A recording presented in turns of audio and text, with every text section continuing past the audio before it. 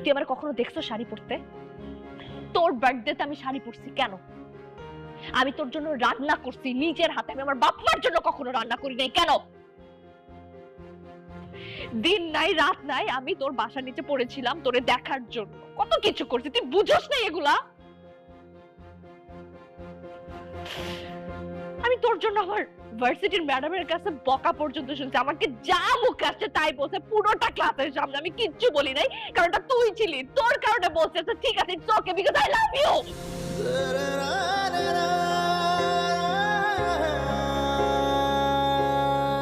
আর তুই প্রেম করতেছিস সেটা আমার অন্য আরেকজনের কাছ থেকে শুদ্ধ হইতে, নিজেও বলস নাই না।